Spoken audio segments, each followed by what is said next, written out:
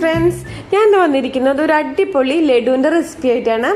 വളരെ ഹെൽത്തി ആയിട്ടുള്ള, അതേപോലെ വളരെ പെട്ടെന്ന് തന്നെ തയ്യാറാക്കാൻ പറ്റുന്ന ഒരു ക്യാരറ്റ് ലഡു. ഈ ക്യാരറ്റൊക്കെ കഴിക്കാൻ മടിയുള്ള കുട്ടികൾക്കൊക്കെ ഇങ്ങനെ ഒന്ന് ട്രൈ ചെയ്ത് കൊടുത്ത് നോക്കുക. അപ്പോൾ അവരെന്തായാലും കഴിക്കും. നല്ല ടേസ്റ്റിയാണ്, ഭയങ്കര സോഫ്റ്റാണ്, നമുക്ക് പെട്ടെന്ന് തന്നെ തയ്യാറാക്കാനും പറ്റും. അപ്പോൾ നമുക്ക് വീഡിയോയിലിട്ട് കിടക്കാം.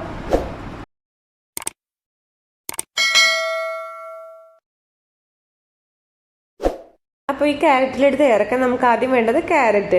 അപ്പോൾ അത് ഞാനിവിടെ ഒരു 300 ഗ്രാം ക്യാരറ്റ് ഇതേപോലെ പീസാക്കി വെച്ചിട്ടുണ്ട്. നമുക്ക് റവയാണ് വേണ്ടത്. ഞാനിവിടെ 1/2 കപ്പ് റവ എടുത്തിട്ടുണ്ട്. അതുപോലെ 2 കപ്പ് 250 ml കപ്പാണ് മെഷർമെൻറ്റ് എടുത്തത്. 2 കപ്പ് പാലെടുത്തിട്ടുണ്ട്. പിന്നെ നമുക്ക് 1/2 കപ്പ് മുതൽ 3/4 കപ്പ് വരെ തേങ്ങ ചെരിയത് വേണം. നിങ്ങൾ ഡെസിക്കേറ്റഡ് കോക്കനട്ട് ഉണ്ടെങ്കിൽ അതായാലും മതി. ഇതിപ്പോൾ ഞാൻ കാണിച്ചു തരാം എങ്ങനെ തയ്യാറാക്കാമെന്ന്. പിന്നെ നമുക്ക് ഷുഗർ വേണം. ഞാനിവിടെ ഒരു 3/4 കപ്പ് ഷുഗർ എടുത്തിട്ടുണ്ട്. ഇനി നമുക്ക് വേണ്ടത് നെയ്യും പാൽപ്പൊടിയാണ്. ഞാനിവിടെ 2 ടേബിൾ സ്പൂൺ നെയ്യ്, 2 ടേബിൾ സ്പൂൺ പാൽപ്പൊടി എടുത്തിട്ടുണ്ട്. പാൽപ്പൊടി നിർബന്ധമില്ല, ഓപ്ഷനാണ്, ഉണ്ടെങ്കിൽ മാത്രം ആഡ് ചെയ്താൽ മതി.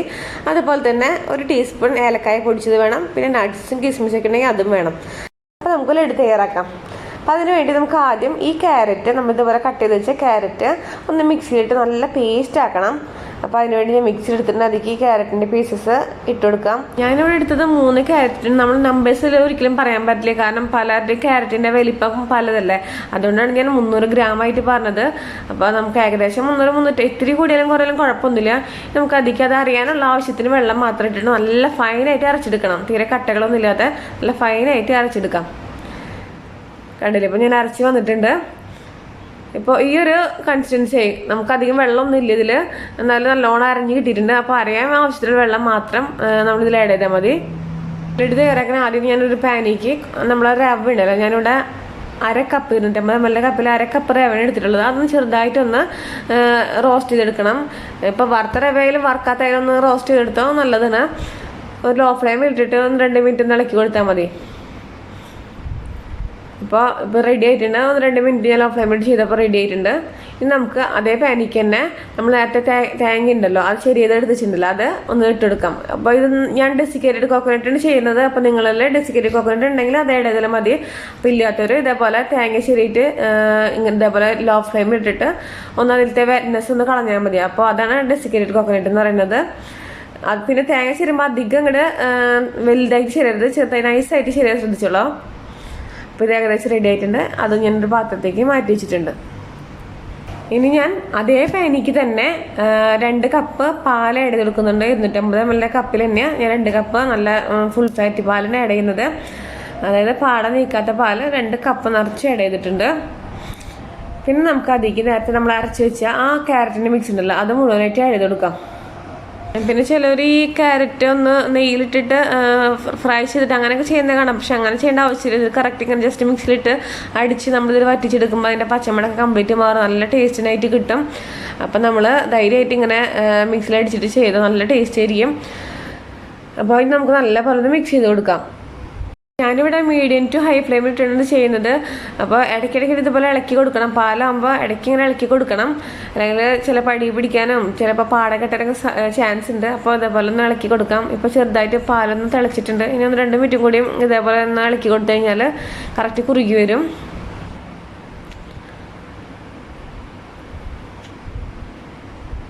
ബോണ്ടിൽ ചെറുതായിട്ട് കുറുകി തുടങ്ങിയിട്ടുണ്ട്. ഇതേപോലെ അങ്ങനെ ഇളക്കിക്കൊണ്ടിരിക്കണം. ഉണ്ടോ, ഇപ്പം നല്ലോണം കുറുകിയിട്ടുണ്ട്. ഇപ്പം അതിൻ്റെ പച്ചമണൊക്കെ മാറി നല്ലപോലെ പാലും ആ ക്യാരറ്റിൻ്റെ മിക്സും കൂടി യോജിച്ച് വന്നിട്ടുണ്ട്. ഇനി നമുക്ക് അതിലേക്ക് നേരത്തെ ഫ്രൈ ചെയ്ത് വെച്ചിരുന്ന ആ റവ ഉണ്ടല്ലോ, അത് ആഡ് ചെയ്ത് കൊടുക്കാം. റവ ആഡ് ചെയ്ത് അപ്പം തന്നെ നല്ലപോലെ മിക്സ് ചെയ്യണം. ഇപ്പോൾ ലോ ഫ്ലെയിമിൽ ഇട്ടിരിക്കണം. ഞാൻ നേരത്തെ ഹൈ ഫ്ലെയിമിലല്ലായിരുന്നു. അപ്പോൾ ഇപ്പോൾ ഞാൻ ലോ ഫ്ലെയിമിൽ ഇട്ടിട്ടാണ് റവ ആഡ് ചെയ്തത്, അല്ലെങ്കിൽ പെട്ടെന്ന് തന്നെ കെട്ടാൻ ചാൻസ് ഉണ്ട്. അപ്പോൾ ലോ ഫ്ലെയിമിൽ ഇട്ടിട്ട് ഇതേപോലെ റവ ഇട്ടതിന് ശേഷം ഇതേപോലെ നല്ലോണം ഒന്ന് ഉടച്ചു കൊടുക്കണം. അപ്പോൾ എന്നാലും ഇതിൽ കട്ടകളൊന്നും ഇല്ലാതെ പെർഫെക്റ്റ് ആയിട്ട് കിട്ടുള്ളൂ. ഇതുപോലെ ഒരു സ്പാക്സിൽ ഉണ്ടെങ്കിൽ പെട്ടെന്ന് നമുക്ക് സൈഡിൽ നിന്നൊക്കെ ഇങ്ങനെ വിട്ടു പോരും. പിന്നെ ഞാൻ അതിലേക്ക് പാൽപ്പൊടി 2 ടേബിൾ സ്പൂൺ ആഡ് ചെയ്യുന്നുണ്ട്. ഇപ്പോൾ ഇത് ഓപ്ഷനിലാണ്, നിങ്ങളിൽ ഉണ്ടെങ്കിൽ മാത്രം ആഡ് ചെയ്താൽ മതി. ഉണ്ടെങ്കിൽ ആഡ് ചെയ്തോളൂ, അപ്പോൾ ഒരു പ്രത്യേക ടേസ്റ്റ് കിട്ടും. ഇല്ലെങ്കിൽ ഒരു കുഴപ്പമൊന്നുമില്ല, നമുക്ക് സ്കിപ്പ് ചെയ്ത് ഈ സ്റ്റെപ്പ് സ്കിപ്പ് ചെയ്യാൻ കുഴപ്പമില്ല. അപ്പോൾ നല്ലോണം മിക്സ് ചെയ്തതിന് ശേഷം നമുക്ക് അതിലേക്ക് പഞ്ചസാര ആഡ് ചെയ്യണം. ഞാനിവിടെ 3/4 കപ്പ് ഷുഗറിന് എടുത്തിട്ടുള്ളത്. ഇപ്പോൾ നിങ്ങൾക്ക് നല്ല മധുരം വേണമെങ്കിൽ 1 കപ്പ് വരെ ആഡ് ചെയ്യാം. മധുരം കുറവാണെങ്കിൽ 1/2 കപ്പ് ആഡ് ചെയ്താൽ മതി. അത് ഓരോരുത്തരുടെ ടേസ്റ്റ് അനുസരിച്ചിട്ട് ചെയ്യാം. അപ്പോൾ ഷുഗർ ആഡ് ചെയ്തതിന് ശേഷം നല്ലോണം മിക്സ് ചെയ്ത് കൊടുക്കാം. ഞാനിപ്പോൾ മീഡിയം ഫ്ലെയിമിൽ ഇട്ടിട്ടുള്ളത്, അധികം ഹൈ ഫ്ലെയിമിൽ ഇടരുത്, ലോ ടു മീഡിയം ഫ്ലെയിമിൽ ഇട്ടിട്ട് വേണം ചെയ്യണമെങ്കിൽ, അല്ലെങ്കിൽ പെട്ടെന്ന് തന്നെ അത് അടി പിടിക്കും. അപ്പോൾ നല്ലപോലെ മിക്സ് ചെയ്ത് അപ്പോൾ നല്ല സോഫ്റ്റ് ആയിട്ട് വരുന്നുണ്ട്, കണ്ടില്ലേ? പഞ്ചസാരൊക്കെ അലിഞ്ഞ് നല്ല സോഫ്റ്റായി. ഇപ്പോൾ ഒന്നുകൂടി കൺസിസ്റ്റൻസി ലൂസായി, ഈ മിക്സിൻ്റെ ലൂസായി കൺസിസ്റ്റൻസി. അപ്പോൾ ഇനി നമുക്ക് അതിലേക്ക് നെയ്യ് ആഡ് ചെയ്യണം. ഞാനിവിടെ 1 ടേബിൾ സ്പൂൺ ആദ്യം ആഡ് ചെയ്ത് കൊടുക്കുന്നുണ്ട്, എന്നിട്ട് നല്ലോണം മിക്സ് ചെയ്ത് കൊടുക്കാം. നെയ്യ് എപ്പോഴും ഒരുമിച്ച് ആഡ് ചെയ്യരുത്, 1-2 ട്രിപ്പായിട്ട് വേണം ആഡ് ചെയ്യാനായിട്ട്. അതുപോലെ നെയ്യിൽ ഇപ്പോൾ നിങ്ങൾക്ക് അത്ര സ്മെല്ല് ഇഷ്ടമില്ലെങ്കിൽ മൊത്തം 1 ടേബിൾ സ്പൂൺ ആഡ് ചെയ്താൽ മതി. ഞാൻ മൊത്തം 2 ടേബിൾ സ്പൂൺ ആഡ് ചെയ്യുന്നുണ്ട്. അത് നിങ്ങൾ ടേസ്റ്റ് അനുസരിച്ചിട്ട് ചെയ്താൽ മതി. ഇപ്പോൾ 1 ടേബിൾ സ്പൂൺ ആണെങ്കിൽ ആദ്യം 1/2 ടേബിൾ സ്പൂൺ ആഡ് ചെയ്തിട്ട് പിന്നെ ആദ്യം കൂടി ആഡ് ചെയ്താൽ മതി. അപ്പം ഞാൻ 1 ടേബിൾ സ്പൂൺ കൂടി ആഡ് ചെയ്തിട്ടുണ്ട്. നമ്മളുടെ മെയിൻ നെയ്യ് ആഡതിന് ശേഷം ഈ മിക്സ് നല്ലോണം നെയ്യ് വലിച്ചെടുക്കണം. അപ്പോൾ അതുപോലെ ഒരു മീഡിയം ഫ്ലെയിമിൽ ഇട്ടിട്ട് ഇങ്ങനെ ഇളക്കിക്കൊണ്ടിരിക്കണം. ആ പാനിൽ നിന്ന് കംപ്ലീറ്റ് ഇങ്ങനെ വിട്ട് പോരുന്ന ഒരു കൺസിസ്റ്റൻസി ആവണം. അപ്പോൾ അതുവരെ ഇങ്ങനെ ലോ ടു മീഡിയം ഫ്ലെയിമിലിട്ട് ഇങ്ങനെ നല്ലോണം ഇളക്കിക്കൊണ്ടിരിക്കാം. അപ്പോൾ ഈ മിക്സ് ഫുള്ളും ആ നെയ്യ് ഒബ്സർവ് ചെയ്തിട്ട് നല്ലൊരു സോഫ്റ്റ് ആയിട്ട് മാറും, നെയ്യിലൊക്കെ ഫ്ലേവർ അതിലേക്ക് നല്ലോണം പിടിക്കും. അപ്പോൾ അതുവരെ ഇങ്ങനെ മിക്സ് ചെയ്തുകൊണ്ടിരിക്കാം. നമുക്ക് ചെറുതായിട്ട് ലൂസ് കൺസിസ്റ്റൻസി തോന്നും, അപ്പോൾ അതൊരു ടൈറ്റ് ആവുന്നവരെ ഇങ്ങനെ മിക്സ് ചെയ്തുകൊണ്ടിരിക്കാം. അപ്പോൾ ഇത് കംപ്ലീറ്റ് ഒറ്റ ഒരു ഇതായിട്ട് വരും, സൈഡിൽ നിന്ന് ഒട്ടി പിടിക്കാതെ, കണ്ടില്ലേ? ഇതേപോലെ കറക്റ്റായിട്ട് വരും. ഇതാണ് എൻ്റെ ഒറിജിനൽ കൺസിസ്റ്റൻസി. അപ്പോൾ ഈ ഒരു ലെവലാകുമ്പോൾ നമുക്ക് അതിലേക്ക് നേരത്തെ നമ്മൾ തയ്യാറാക്കി വെച്ച ഡെസിക്കേറ്റഡ് കോക്കനട്ട് ഉണ്ടല്ലോ, ഫ്രൈ ചെയ്ത് വെച്ചിരുന്ന കോക്കനട്ട് ഇട്ട് കൊടുക്കാം. പിന്നെ നമ്മളിതിൽ ഒരിക്കലും ഡയറക്റ്റായിട്ട് തേങ്ങ ചെറിയത് അങ്ങനെ ഇടരുത്, അപ്പോൾ ഒരു ടേസ്റ്റ് ഉണ്ടാവില്ല, കറക്റ്റ് നമ്മളുടെ ആ ടേസ്റ്റ് കിട്ടില്ല. അപ്പോൾ എപ്പോഴും ഇതേപോലെ ഒന്ന് ഡ്രൈ റോസ്റ്റ് ചെയ്തതിന് ശേഷം മാത്രമേ ഇടയാൻ പാടുള്ളൂ. എന്നിട്ട് നല്ലപോലെ ഒന്ന് മിക്സ് ചെയ്യാം. ഈ കോക്കനട്ട് ഇതിൻ്റെ എല്ലായിടത്തേക്കും എത്തുന്ന വിധത്തിൽ നല്ലപോലെ മിക്സ് ചെയ്യാം. അല്ലെങ്കിൽ ഒരു ഭാഗത്ത് മാത്രം അങ്ങനെ എടുക്കും. അപ്പോൾ ഈ സ്പാക്സ് അതാണ് ഞാൻ പറഞ്ഞത്, സ്പാക്സിലുണ്ടെങ്കിൽ നമുക്ക് പെട്ടെന്ന് തന്നെ ചെയ്യാൻ പറ്റും, നല്ല സൈഡിൽ ഒട്ടി പിടിക്കാതെ പെട്ടെന്ന് കിട്ടും. അപ്പോൾ നല്ലപോലെ മിക്സ് ചെയ്ത് കൊടുക്കാം. അപ്പോഴേക്കും ഈ മാവ് നല്ല ഡ്രൈ ആയിട്ട് വരും, ആ നെയ്യൊക്കെ ഇതിൽ തെളിഞ്ഞ് വന്നു തുടങ്ങും. കണ്ടില്ലേ? ഇപ്പോൾ ഇത് ഏകദേശം റെഡി ആയി തുടങ്ങിയിട്ടുണ്ട്. നമുക്ക് ഈ ക്യാരറ്റ് ലഡുവിൽ കളറൊന്നും വേണ്ട ഒരു ആവശ്യമില്ല, കാരണം നമ്മളുടെ ക്യാരറ്റ് നല്ല ഓറഞ്ച് കളറില്ല. അപ്പോൾ ഫൈനൽ ലുക്കായിട്ട് നല്ല കളറായിട്ട് കിട്ടും. അപ്പോൾ അതുകൊണ്ട് തന്നെ കുട്ടികൾക്കൊക്കെ പെട്ടെന്ന് ഇഷ്ടവും കഴിക്കാനായിട്ട്. പിന്നെ ഞാൻ അതിലേക്ക് ഒരു ഫ്ലേവറിന് വേണ്ടിയിട്ട് 1 ടീസ്പൂൺ ഏലക്കായ പൊടിച്ചത് ആഡ് ചെയ്യുന്നുണ്ട്. ഏലക്കായ പഞ്ചസാര കൂടി പൊടിച്ച് വേണം അത് നമുക്ക് ആഡ് ചെയ്ത് കൊടുക്കാം. എന്നിട്ട് നല്ലപോലെ മിക്സ് ചെയ്യാം. അപ്പോൾ ഏലക്കായ ഫ്ലേവർ കുറച്ചും കൂടി ഇഷ്ടമുള്ളവർക്കാണെങ്കിൽ 1-2 ടീസ്പൂൺ വരെ ആഡ് ചെയ്യാം. ഞാൻ അതിലേക്ക് കുറച്ച് കിസ്മിസ് ആഡ് ചെയ്യുന്നുണ്ട്. നിങ്ങൾ നട്ട്സ് ഉണ്ടെങ്കിൽ നട്ട്സും കൂടി ആഡ് ചെയ്തോളൂ. എൻ്റെ ഉണ്ടായില്ല, അതുകൊണ്ട് ഞാൻ ആഡ് ചെയ്യുന്നത്. നിങ്ങൾക്ക് ഫ്രൈ ചെയ്തിട്ട് വേണമെങ്കിൽ അങ്ങനെ ആഡ് ചെയ്യാം. അപ്പോൾ നട്ട്സ് ഉണ്ടെങ്കിൽ അതും കൂടി ആഡ് ചെയ്യണം, അപ്പോൾ നല്ല ടേസ്റ്റ് കിട്ടും. എന്നിട്ട് നല്ലപോലെ മിക്സ് ചെയ്ത് കൊടുക്കാം. കണ്ടില്ലേ? ഇപ്പോൾ മിക്സ് ചെയ്യുന്നതോറും അത് നമ്മളുടെ പാനിൽ ഇങ്ങനെ നെയ്യൊക്കെ തെളിഞ്ഞ് നല്ല കൺസിസ്റ്റൻസി ആയി വരും, പെർഫെക്റ്റ് കൺസിസ്റ്റൻസി ആയിട്ട് വരും. ഇത് ഒരു ലോ ടു മീഡിയം ഫ്ലെയിമിൽ എപ്പോഴും ചെയ്തോളാം, ഹൈ ഫ്ലെയിമിൽ ഇടുന്നിട്ട് ചെയ്യരുത്. അപ്പോൾ ഇങ്ങനെ ഇളക്കിക്കൊണ്ടിരിക്കുക, നല്ലപോലെ മിക്സ് ചെയ്യാം. അപ്പോൾ നല്ല സോഫ്റ്റ് ആയിട്ട് വരും. അപ്പോൾ ഇതാണ് കൺസിസ്റ്റൻസി. നമുക്കത് ചൂടാറാൻ വേണ്ടിയിട്ട് വേറൊരു പാത്രത്തേക്ക് മാറ്റാം. കണ്ടില്ലേ? ഇപ്പോൾ കറക്റ്റായിട്ട് ഒറ്റ ഒരു ഇതായിട്ട് വന്നു. അപ്പോൾ അതാണ് കൺസിസ്റ്റൻസി നമ്മുടെ. നമുക്ക് ജസ്റ്റ് ഒന്ന് ഇങ്ങനെ ഇത് സ്പാച്ചിലൊന്ന് അമർത്തി കൊടുക്കാം. ഒന്ന് ചെറുതായി ചൂടാറിയ ശേഷം നമുക്കതൊന്ന് ബോൾസ് ആക്കി എടുക്കണം.